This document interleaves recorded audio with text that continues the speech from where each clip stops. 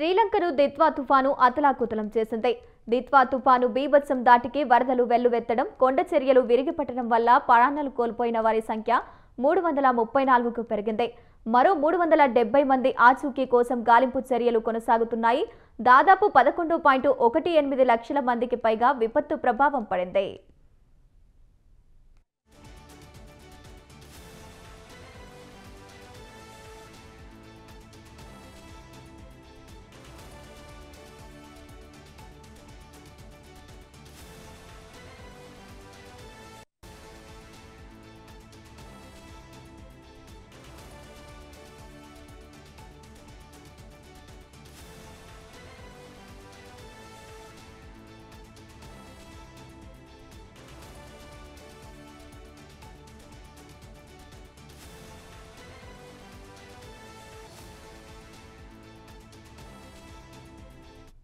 మరోవైపు ఆపరేషన్ సాగర్ బంధు పేరుతో శ్రీలంకలో భారత్ చేపడుతున్న సహాయక చర్యలు ఆదివారం కూడా కొనసాగాయి.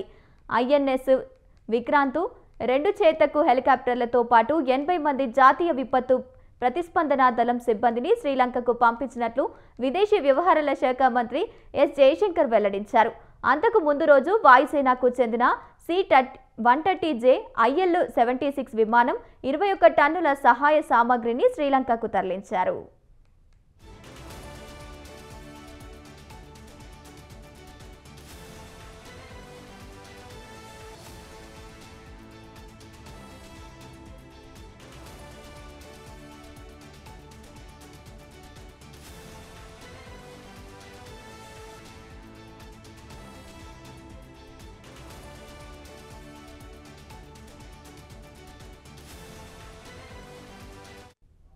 కొలంబో విమానాశ్రయంలో చిక్కుకుపోయిన 323 మంది భారతీయులను ఆదివారం రవాణా విమానాల్లో స్వదేశానికి తరలించారు.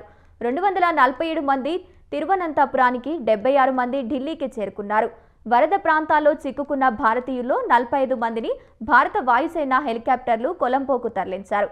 ప్రభావిత ప్రాంతాలకు 57 మంది శ్రీలంక సైనికుల్ని కూడా ఐఏఎఫ్ తరలించింది.